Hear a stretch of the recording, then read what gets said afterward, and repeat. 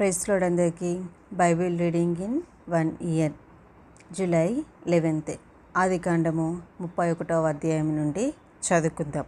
లాబాను కుమారులు మన తండ్రికి కలిగినది యావత్తును యాకోబు తీసుకొని మన తండ్రికి కలిగిన దాని వలన ఈ అవదాసి సంపాదించనని చెప్పుకొనిన మాటలు యాకోబు వినెను. మరియు అతడు లాబాను ముఖం చూచినప్పుడు అది నిన్న మొన్న ఉండినట్లు అతని ఎడల ఉండలేదు. అప్పుడు యెహోవా, నీ పితరుల దేశమునకు నీ బంధువుల యొద్దకు తిరిగి వెళ్ళుము, నేను నీకు తోడై ఉండేదనని యాకోబుతో చెప్పాను. యాకోబు పొలంలో తన మంద యొద్దకు రాహేలును లేయాను పిలువనంపి వారితో ఇట్లా, నేను మీ తండ్రి కటాక్షము నిన్న మొన్న నా మీద ఉండినట్లు ఇప్పుడు నా మీద ఉండలేదని నాకు కనబడుచున్నది. అయితే నా తండ్రి యొక్క దేవుడు నాకు తోడై ఉన్నాడు. మీ తండ్రికి నా యావశక్తితో కొలువు చేసి తినని మీకు తెలిసే ఉన్నది. మీ తండ్రి నన్ను మోసపుచ్చి 10 మార్లు నా జీతము మార్చెను, అయినను దేవుడు అతని నాకు హాని చేయనీయలేదు. అతడు పొడలు గలవి నీ జీతమగునని చెప్పినడలా అప్పుడు మందలన్నీ పొడలు గల పిల్లలు ఈనెను. చారలు గలవి నీ జీతమగునని చెప్పినడలా అప్పుడు మందలన్నీ చారలు గల పిల్లలు నీనెను. అట్లు దేవుడు మీ తండ్రి పశువులను తీసి నాకిచ్చెను. మందలు చూలుకట్టు కాలమున నేను స్వప్నమందు కనులెత్తి చూడగా గొర్రెలను దాటు పొట్టేళ్ళు చారలైనను పొడలైనను మచ్చలైనను గలవాయి ఉండెను. మరియు ఆ స్వప్నమందు దేవుని దూత యాకోబు అని నన్ను పిలవగా చిత్తం ప్రభువా అని చెప్పి తిని. అప్పుడు ఆయన, నీ కన్నులెత్తి చూడుము, గొర్రెలను దాటుచున్న పొట్టేళ్ళన్నీ చారలైనను పొడలైనను మచ్చలైనను కలవి. ఏలయనగా లాబాను నీకు చేయుచున్నది యావత్తును చూచి తిని. నీవెక్కడ స్తంభము మీద నూనె పోసితివో అక్కడ నాకు మొక్కుబడి చేసితివో ఆ బేతేలు దేవుడను నేనే. ఇప్పుడు నీవు లేచి ఈ దేశం నుండి బయలుదేరి నీవు పుట్టిన దేశంనకు తిరిగి వెళ్ళుమని నాతో చెప్పున నేను. అందుకు రాహేలును లేయాయు, ఇక మా తండ్రి ఇంట మాకు పాలుపంపులు ఎక్కడివి? అతడు మమ్మును అన్యులుగా చూచుటలేదా? అతడు మమ్మను అమ్మివేసి మాకు రావాల్సిన ద్రవ్యమును బొత్తిగా తినివేసెను. దేవుడు మా తండ్రి యొద్ద నుండి తీసివేసిన ధనమంతయు మాదియు మా పిల్లలది అయి ఉన్నది కదా. కాబట్టి దేవుడు నీతో చెప్పినట్లెల్లా చేయమని అతనికి ఉత్తరమియగా, యాకోబు లేచి తన కుమారులను తన భార్యలను ఒంటెల మీద నెక్కించి కనాను దేశమునకు తన తండ్రి అయిన ఇస్సాకు వద్దకు వెళ్ళుటకు తన పశువులన్నిటినీ తను సంపాదించిన సంపద యావత్తును పద్దనారాములో తాను సంపాదించిన ఆస్తి యావత్తును తీసుకొని పోయెను. లాబాను తన గొర్రెల బొచ్చు కత్తిరించుటకు వెళ్ళి ఉండగా రాహేలు తన తండ్రి ఇంటనున్న గృహదేవతలను దొంగిలెను. యాకోబు తాను పారిపోచున్నానని సిరియావాడైన లాబానుకు తెలియచేయకపోవటం వలన అతన్ని మోసపుచ్చిన వాడాయను. అతడు తనకు కలిగినదంతయు తీసుకొని పారిపోయాను. అతడు లేచి నది దాటి గిలాదను కొండతట్టు అభిముఖుడై వెళ్ళెను. యాకోబు పారిపోయినని 3వ దినమున లాబానునకు తెలుపబడెను. అతడు తన బంధువులను వెంటబెట్టుకొని 7 దినముల ప్రయాణమంత దూరము అతను తరుముకొని పోయి గిలాదు కొండ మీద అతన్ని కలుసుకొనెను. ఆ రాత్రి స్వప్నమందు దేవుడు సిరియావాడైన లాబాను వద్దకు వచ్చి, నీవు యాకోబుతో మంచిగాని చెడ్డగాని పలుకకు, జాగ్రత్త సుమి అని అతనితో చెప్పెను. లాబాను యాకోబును కలుసుకొనెను. యాకోబు ఆ గుడారము కొండ మీద వేసుకొని ఉండెను. లాబానును తన బంధువులతో గిలాదు కొండ మీద గుడారము వేసుకొనెను. అప్పుడు లాబాను యాకోబుతో, నీవేమి చేసితివి? నన్ను మోసపుచ్చి కత్తితో చెరపట్టబడిన వారిని వలె నా కుమార్తెలను కొనిపోవనేలా? నీవు నాకు చెప్పక రహస్యముగా పారిపోయి నన్ను మోసపుచ్చితివేలా? సంభ్రమంతోనూ పాటలతోనూ మద్దెలతోనూ సితారాలతోనూ నేను సాగనంపుదునే. అయితే నీవు నా కుమారులను నా కుమార్తెలను నన్ను ముద్దు పెట్టుకొని నీయక పిచ్చిపట్టి ఇట్లు చేసితివి. మీకు హాని చేయుటకు నా చేతనవును. అయితే పోయిన రాత్రి మీ తండ్రి యొక్క దేవుడు నీవు యాకోబుతో మంచిగాని చెడ్డగాని పలకకు సుమా అని నాతో చెప్పెను. నీ తండ్రి ఇంటి మీద నీకు బహువాంచగలవాడై వెళ్ళగోరినడలా వెళ్ళుము. నా దేవతలనేలా దొంగిలితివనగా యాకోబు, నీవు బలవంతముగా నా యుద్ధ నుండి నీ కుమార్తెలను తీసుకుందువేమో అనుకొని భయపడితిని. ఎవని యొద్ద నీ దేవతలు కనబడునో వారు బ్రతకకూడదు. నీవు నా యుద్ధనున్న వాటిని మన బంధువుల ఎదుట వెతికి నీ దానిని తీసుకొనుమని లాబానుతో చెప్పెను. రాహేలు వాటిని దొంగిలేదని యాకోబునకు తెలియలేదు. లాబాను యాకోబు గుడారంలోనికి లేయా గుడారంలోనికి ఇద్దరు దాసీల గుడారంలోనికి వెళ్ళెను, కానీ అతనికేమీ దొరకలేదు. తర్వాత అతడు లేయా గుడారంలోనికి బయలుదేరి రాహేలు గుడారంలోనికి వెళ్ళాను. రాహేలు ఆ విగ్రహములను తీసుకొని వంట సామాగ్రిలో పెట్టి వాటి మీద కూర్చుండెను. కాగా లాబాను ఆ గుడారం అంతటను తడివి చూచినప్పటికీ అవి దొరకలేదు. ఆమె తన తండ్రితో, తమ ఎదుట నేను లేవలేనందున తాము కోపపడకూడదు, నేను కడగానున్నానని చెప్పాను. అతడెంత వెతికినను ఆ విగ్రహములు దొరకలేదు. యాకోబు కోపపడి లాబానుతో వాదించి అతనితో, నీవిట్లు మండిపడి నన్ను తరుమనేలా? నేను చేసిన ద్రోహమేమి, పాపమేమి? నీవు నా సమస్త సామాగ్రి తడివి చూసిన తర్వాత నీ ఇంటి వస్తువులన్నిటిలో ఏది దొరికెను? నా వారెదుటను నీ వారెదుటను ఇది ఇట్లు తెచ్చిపెట్టుము. వారు మన ఉభయుల మధ్య తీర్పు తీర్చుదురు. ఈ 20 ఏండ్లు నేను నీ యొద్దనుంటిని. నీ గొర్రెలనైనను మేకలనైనను ఈచుకొని పోలేదు.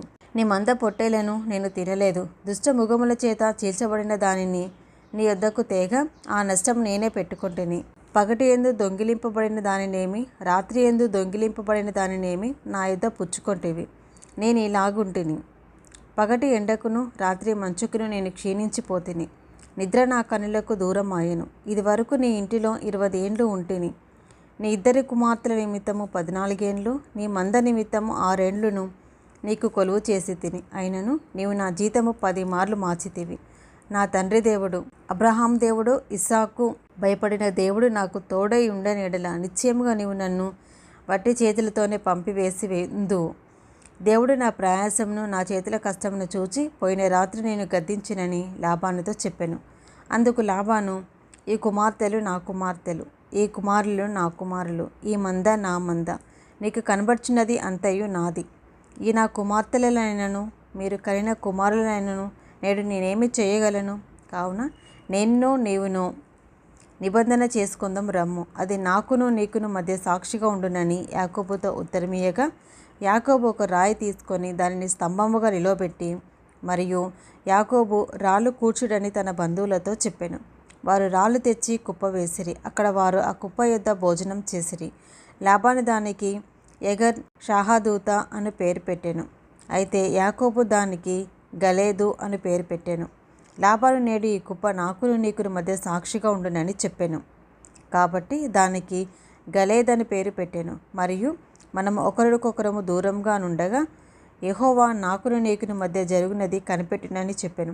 కనుక దానికి మిస్పా అని పేరు పెట్టిరి. అంతటా లాబాను, నీవు నా కుమార్తెలను బాధ పెట్టినను, నా కుమార్తెలను కాక ఇతర స్త్రీలను పెళ్లి చేసుకునినను చూడుము, మన యొద్ద ఎవరునూ లేరు కదా, నాకును నీకును దేవుడే సాక్షి అని చెప్పాను. మరియు లాబాను, నాకును నీకును మధ్య నేను నిలిపిన ఈ స్తంభమును చూడుము, ఈ కుప్ప చూడుము. హాని చేయవలెనని నేను ఈ కుప్ప దాటి నీ యొద్దకు రాకను, నీవు ఈ కుప్పను ఈ స్తంభమును దాటి నా యొద్దకు రాకను ఉండుటకు ఈ కుప్ప సాక్షి, ఈ స్తంభమును సాక్షి. అబ్రహాం దేవుడు, నాహోరు దేవుడు, వారి తండ్రి దేవుడు మన మధ్య న్యాయం తీర్చునని చెప్పెను. అప్పుడు యాకోబు తన తండ్రి అయిన ఇస్సాకు భయపడిన దేవుని తోడని ప్రమాణం చేసెను. యాకోబు ఆ కొండ మీద బలి అర్పించి భోజనం చేయుటకు తన బంధువులను పిలువగా వారు భోజనం చేసి కొండ మీద ఆ రాత్రి వెళ్ళబుచ్చిరి. తెల్లవారినప్పుడు లాబాను లేచి తన కుమారులను తన కుమార్తెలను ముద్దు పెట్టుకొని వారిని దీవించి బయలుదేరి తన ఊరికి వెళ్ళిపోయెను. ఆదికాండము 32వ అధ్యాయము. యాకోబు తన త్రోవను వెళ్ళుచుండగా దేవదూతలు అతనిని ఎదుర్కొనిరి. యాకోబు వారిని చూచి, ఇది దేవుని సేన అని చెప్పి ఆ చోటికి మహానయీము అని పేరు పెట్టెను. యాకోబు ఏదోము దేశమున అనగా షేయూరు దేశముననున్న తన సహోదరుడైన ఏశావు నొద్దకు దూతలను తనకు ముందుగా పంపి, మీరు నా ప్రభువైన ఏశావుతో, ఇంతవరకు నేను లాబాను నొద్ద నివసించి ఉంటిని. నాకు పశువులు, గాడిదలు, మందలు, దాసీ జనమును కలరు. నీ కటాక్షము నా యందు కలుగునట్లుగా నా ప్రభువునకిది తెలియజేయనంపితినని నీ సేవకుడైన యాకోబు అనెను చెప్పుడని వారికి ఆజ్ఞాపించెను. ఆ దూతలు యాకోబు నొద్దకు తిరిగి వచ్చి, మేము నీ సహోదరుడైన ఏశావు నొద్దకు వెళ్ళితిమి. అతడు 400 మందితో నిన్ను ఎదుర్కొన వచ్చుచున్నాడని చెప్పగా యాకోబు మిక్కిలి భయపడి తొందరపడి ఏశావు ఒక గుంపు మీదికి వచ్చి దాన్ని హతము చేసినడెలా మిగిలిన గుంపు తప్పించుకొని పోవుననుకొని తనతోనున్న జనులను, మందలను, పశువులను, ఒంటెలను 2 గుంపులుగా విభాగించెను. అప్పుడు యాకోబు, నా తండ్రివైన అబ్రహాము దేవా, నా తండ్రి అయిన ఇస్సాకు దేవా, నీ దేశమునకు నీ బంధువుల యొద్దకు తిరిగి వెళ్ళుము. నేను నీకు మేలు చేసేదని నాతో చెప్పిన యెహోవా, నీవు నీ సేవకునికి చేసిన సమస్తమైన ఉపకారములకును సమస్త సత్యమునకును అపాత్రుడను. ఎట్లనగా నా చేతి కర్రతో మాత్రమే ఈ యొర్దాను దాటి తిని. ఇప్పుడు నేను 2 గుంపులైతిని. నా సహోదరుని ఏశావు చేతి నుండి దయచేసి నన్ను తప్పించుము. అతడు వచ్చి పిల్లలతో తల్లిని నన్ను చంపునేమో అని అతనికి భయపడుచున్నాను. నేను నీకు తోడై నిశ్చయముగా మేలు చేయుచు విస్తారమాగుట వలన లెక్కింపలేని సముద్రపు ఇసుక వలె నీ సంతానము విస్తరింపచేయుదునని సెలవిచ్చితివే అనెను. అతడు అక్కడ రాత్రి గడిపి తాను సంపాదించిన దానిలో తన అన్నయ్యైన ఏశావు కొరకు ఒక కానుకను, అనగా 200 మేకలను, 20 మేకపోతులను, 200 గొర్రెలను, 20 పొట్టేళ్లను, 30 పాడి ఒంటెలను వాటి పిల్లలను, 40 ఆవులను, 10 ఆబోతులను, 20 ఆడగాడిదలను, 10 గాడిద పిల్లలను తీసుకొని మందను వేరువేరుగా తన దాసుల చేతికి అప్పగించి, మీరు మందకు నడుమ ఎడమ ఉంచి నాకంటే ముందుగా సాగిపోండని తన దాసులతో చెప్పెను. మరియు వారు మొదటివానితో, నా సహోదరుడైన ఏశావు నిన్ను ఎదుర్కొని, నీవెవరి వాడవు, ఎక్కడికి వెళ్ళుచున్నావు, నీ ముందరనున్నవి ఎవరివని నిన్ను అడిగినడెలా, ఇవి నీ సేవకుడైన యాకోబువి. ఇది నా ప్రభు అయిన ఏశావు కొరకు పంపబడిన కానుక. అదిగో అతడు మా వెనుక వచ్చుచున్నాడని చెప్పుమని ఆజ్ఞాపించెను. అట్లతడు నేను ముందుగా పంపుచున్న కానుక వలన అతని సమాధానపరిచిన తర్వాత నేను అతని ముఖం చూచెదను. అప్పుడతడు ఒకవేళ నన్ను కటాక్షించుననుకొని, మీరు ఏశావును చూచినప్పుడు ఆ చొప్పున అతనితో చెప్పవలెననియు, మీరు ఇదిగో నీ సేవకుడైన యాకోబు మా వెనుక వచ్చుచున్నాడనియు చెప్పవలెననియు 2వ వానికిని 3వ వానికిని మందల వెంబడి వెళ్ళిన వారికందరికీ ఆజ్ఞాపించెను.